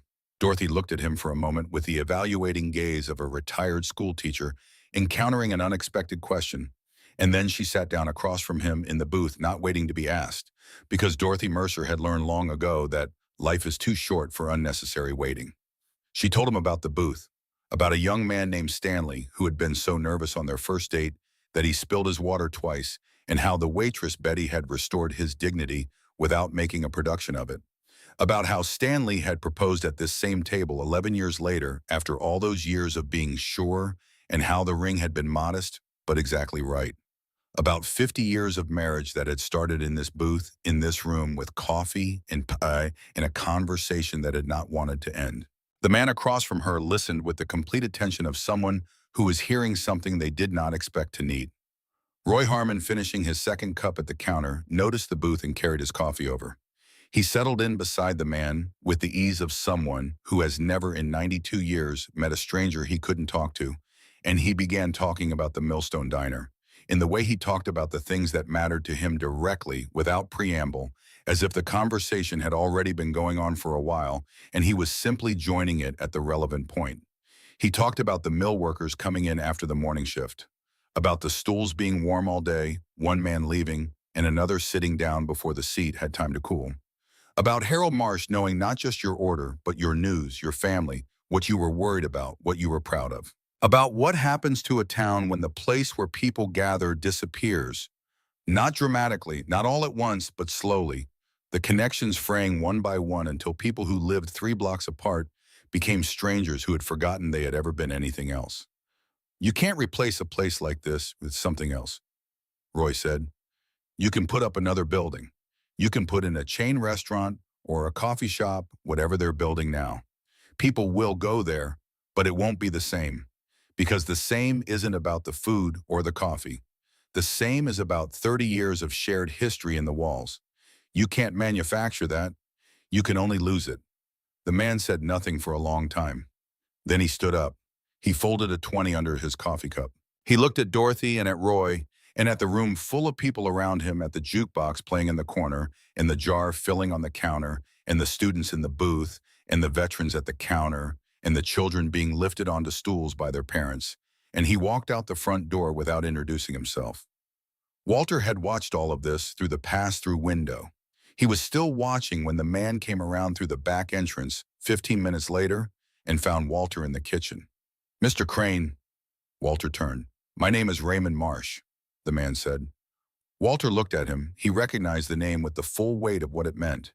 He said nothing because there was nothing immediate and useful to say. Raymond Marsh did not look like an antagonist. He looked like a man who had driven a long way to see something and had seen more than he expected. "I came to look at the property before the sale closed Monday," he said. "I wanted to see it one more time before the paperwork was final." He looked at the kitchen, at the organized stations, at Harold's blueprint on the wall at the pass-through window, with its view of a full and living dining room. "I didn't expect this." "What did you expect?" Walter asked. "An empty building," Raymond said. "Or close to it. A couple of people trying something that wasn't going to amount to much." He looked at the blueprint on the wall. "Is that Harold's? Found it in the storage room, behind a wall panel." Raymond was quiet for a moment, looking at his uncle's handwriting. The careful block letters of the title, the penciled note at the bottom, still legible across 37 years. "He used to talk about this place," Raymond said. "Every time I visited when I was a kid, he'd take me here on Saturday mornings. He'd sit me up on the counter stool and introduce me to everyone who came in, and he'd talk about the improvements he was going to make, the things he was going to do when the time was right." He paused and something in his face shifted. "He never got to do them. He drew those plans the same month the mill closed," Walter said. "I know." Raymond looked at the blueprint for another moment, at his uncle's handwriting in the title block, at that penciled line at the bottom. Then he looked at Walter. "I called the development company 45 minutes ago, from the parking lot."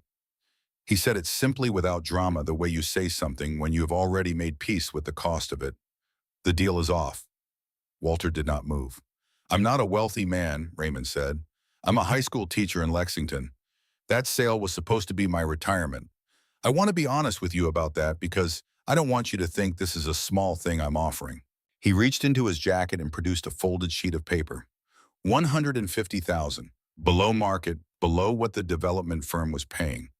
"I'll hold the deed for 6 months, no rent, No fees while you organize the community purchase. He set the paper on the counter. My uncle spent his whole life building this place.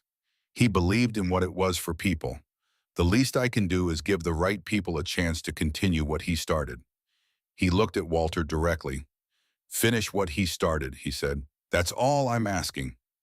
Walter found Caleb at the counter and told him quietly. Caleb went very still, the way people go still when news arrives that is too large to absorb standing up. Then he exhaled slowly and looked at his father with eyes that were doing what eyes do when feeling outpaces the ability to contain it. We're going to need to tell everyone, he said. I know. They need to know what we're still short. We can't let them think this is solved when it isn't. I know, Walter said again.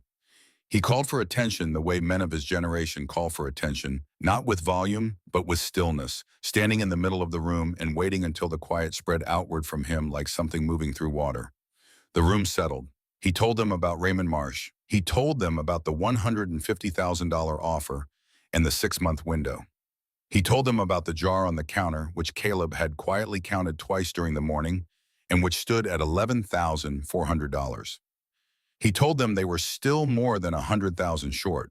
The room absorbed this. Walter stood in the middle of the Millstone Diner with the people of Crestfall around him and felt the weight of what he was about to ask people who had already given time and labor and groceries and pipe fittings and cleaning supplies and the specific irreplaceable gift of showing up.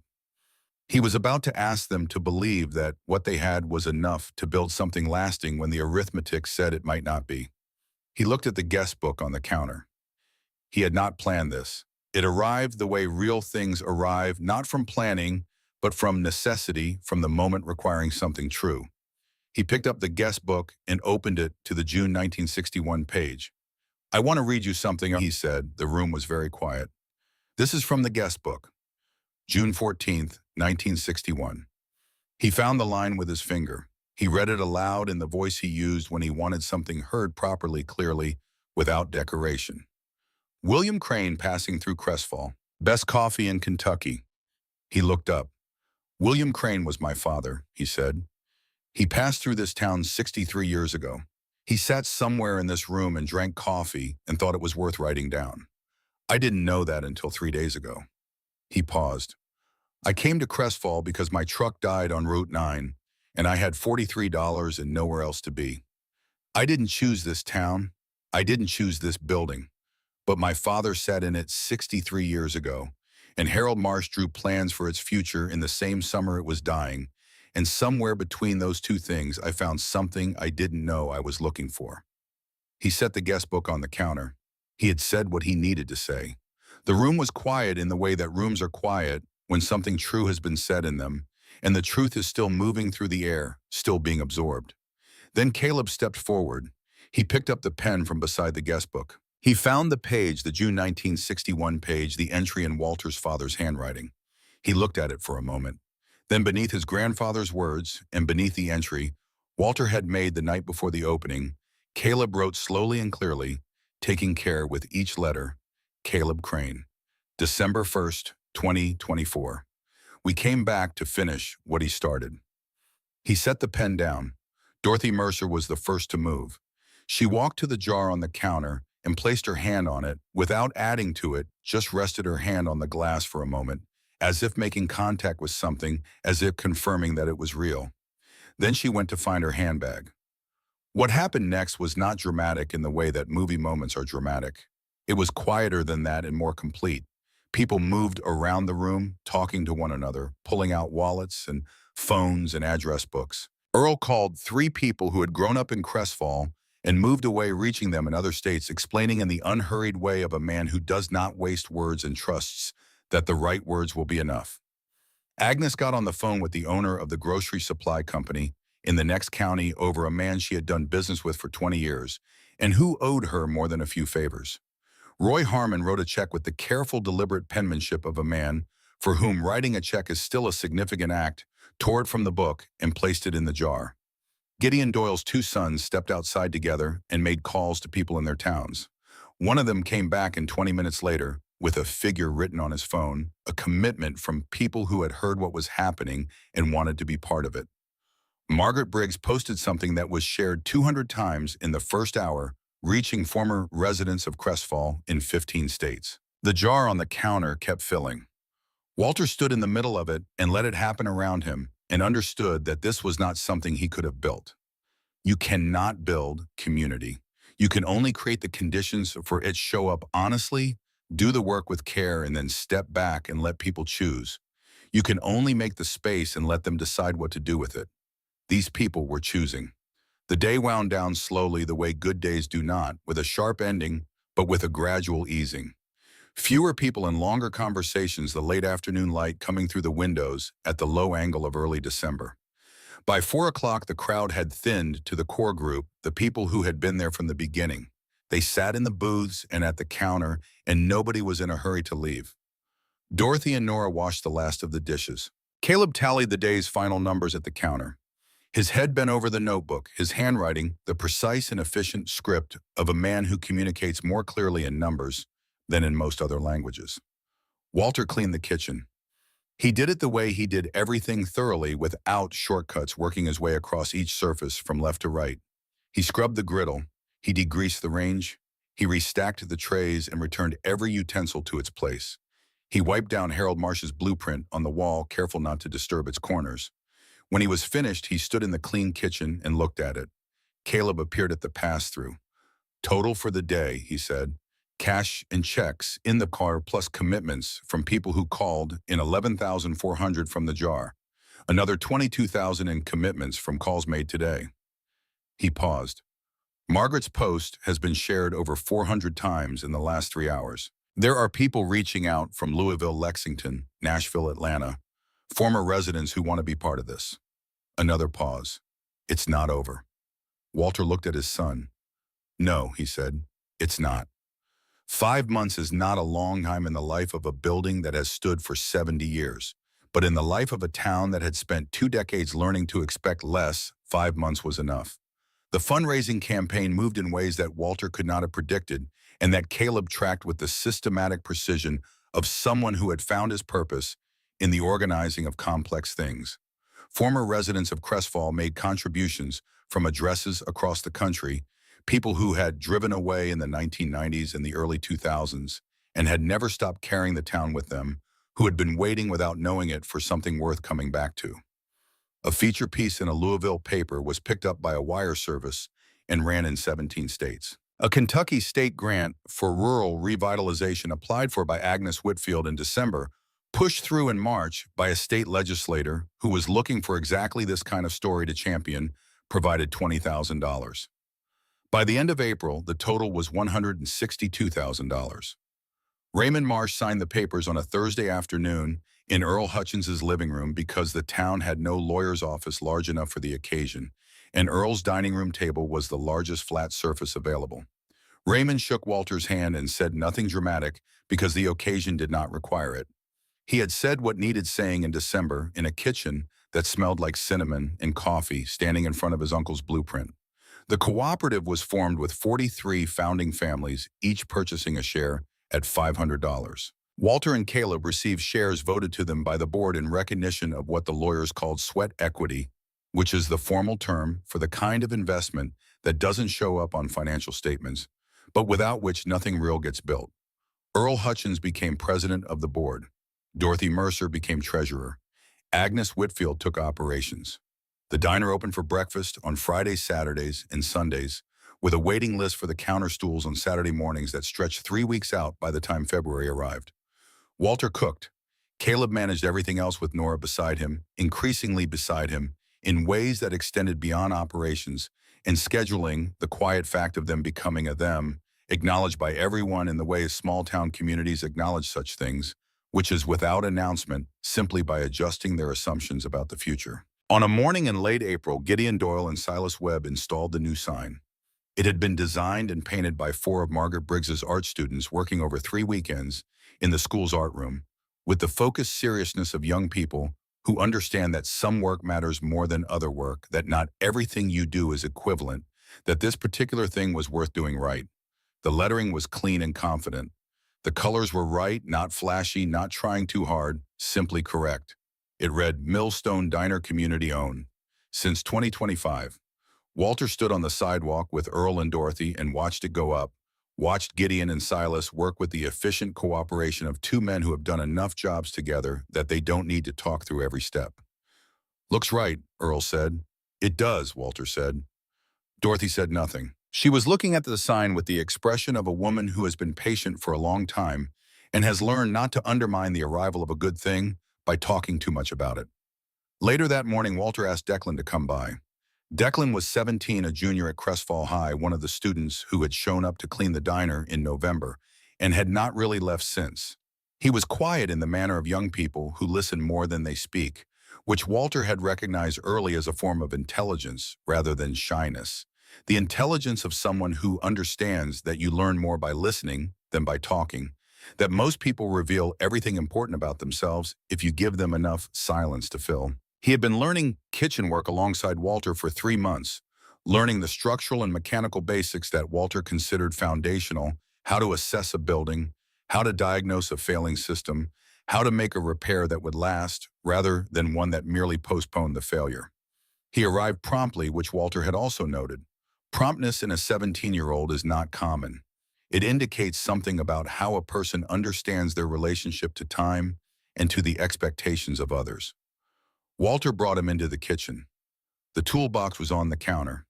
The red metal, the stamped initials, W.C. William Crane. You've been here 3 months, Walter said. You show up every time you say you will. You pay attention to what you don't know instead of pretending to know it. You don't stay ignorant of things you could learn. He looked at Declan. Those are the things that matter in this work. Not talent, not speed, not confidence that outpaces your ability. Those 3 things. Declan waited. This toolbox belonged to my father, Walter said. He bought it in 1959 with his first real paycheck. He gave it to me when I started my first job. I've been carrying it for 35 years. He paused, feeling the weight of what he was about to say. I'd like you to have it. Declan looked at the toolbox and then at Walter. I can't take that, he said. That's yours. It's mine to give, Walter said. That's different. He placed his hand on the lid for a moment on the scratched red metal on the stamped initials that were not his, then moved it aside. Tools are meant to be used. They're meant to pass from one person to the next when the time is right. These tools have built things in 3 states and outlasted every circumstance I've put them through. They deserve to keep working, and the work they deserve to do is ahead of them, not behind. He looked at the young man. Use them well. Take care of them. And when the time comes, when you've taught someone else what you know, when you've found the person who shows up and pays attention and doesn't pretend, you pass them forward. That's the agreement. Declan took the toolbox. He held it with both hands in the careful attention of someone who understands the weight of what they have been given, not just the physical weight. I will, he said. I promise. After he left, Walter stood alone in the kitchen. The toolbox was gone. The counter where it had sat was bare. He looked at the space for a moment, at the absence of the thing that had been there. Then he reached into the inside pocket of his jacket and produced the folded paper, the note his father had left in the lining of the box, the note he had found on the first night in this building, in the cold, in the dark, when he had needed something real to hold on to. He had kept it. He had not passed it with the box because it was not meant to be passed. It was meant to be put somewhere it could be seen. He had already had it framed. A small frame, plain wood, nothing ornate, nothing that would call attention to the frame rather than to what was inside it. He hung it on the kitchen wall to the left of the pass-through window where he would see it every morning when he was working, where it would be the first thing in his line of sight when he looked up from the range.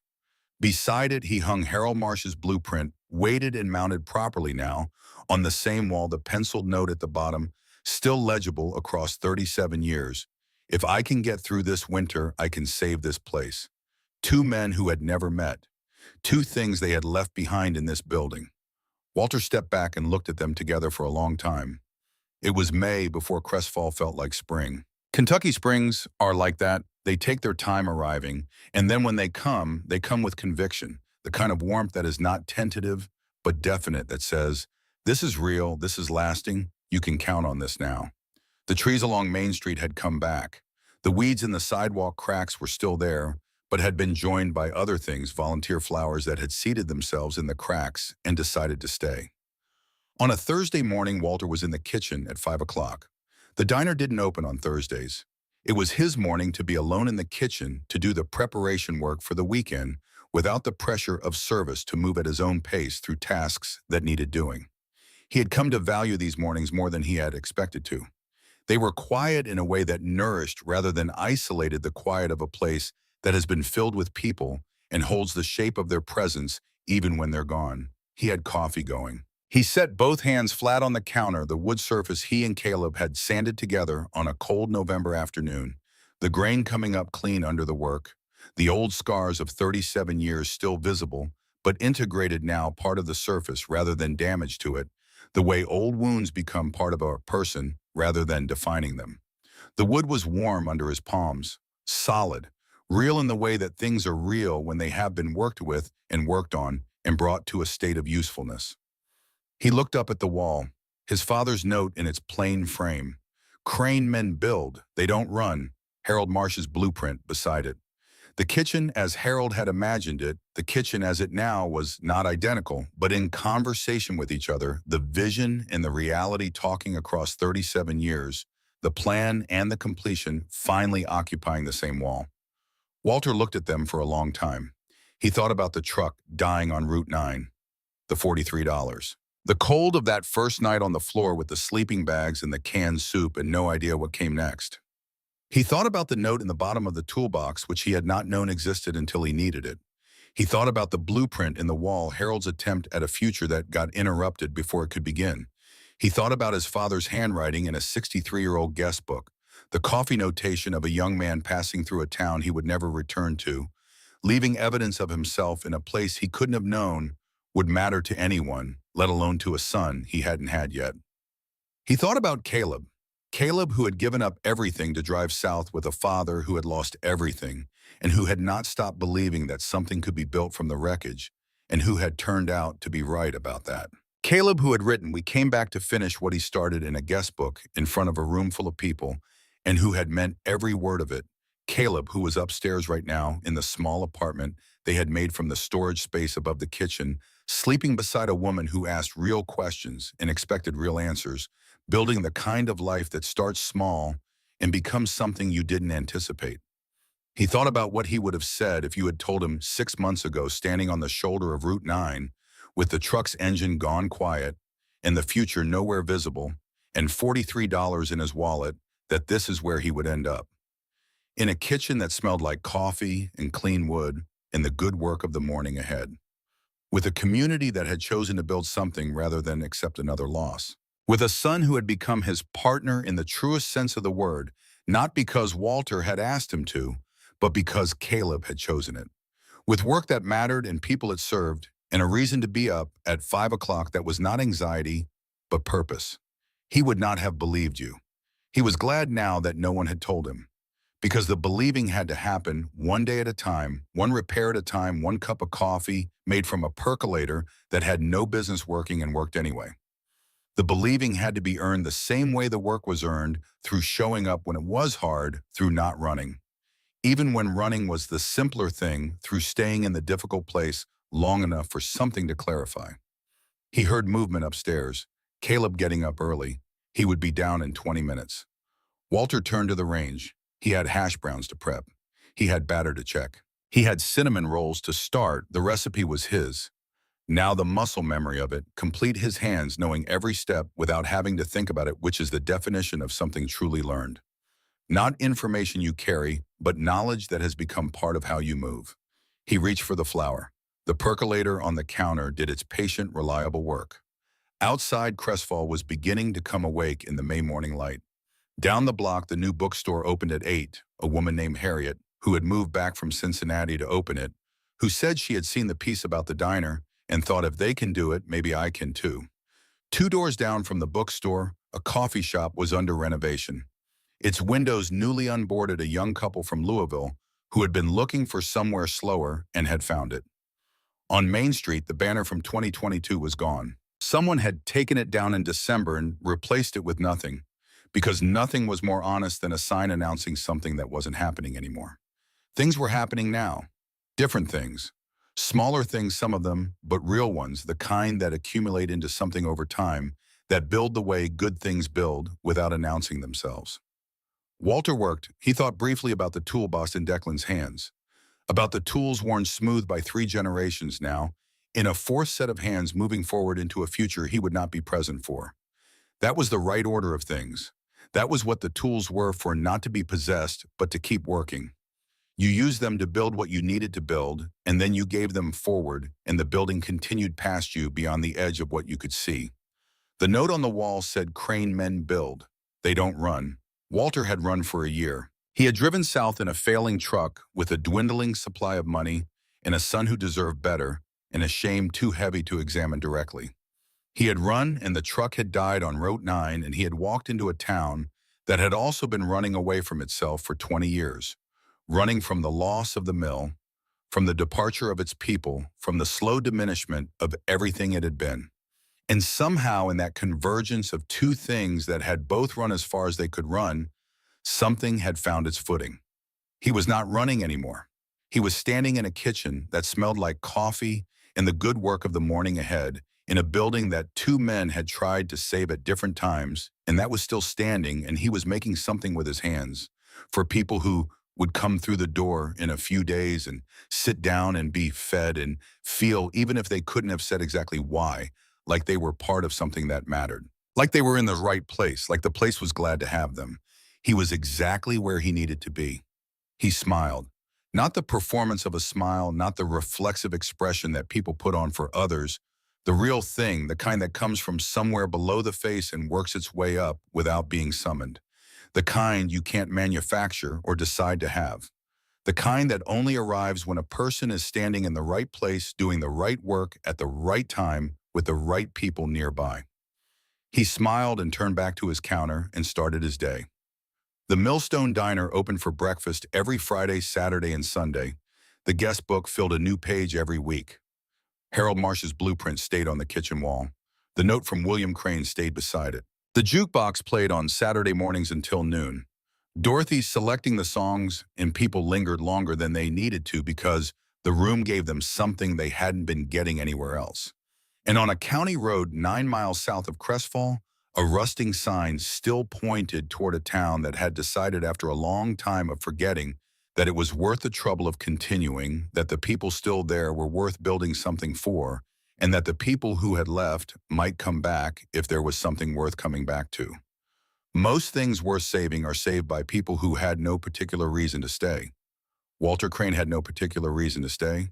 He stayed anyway. And that in the end was the whole of it.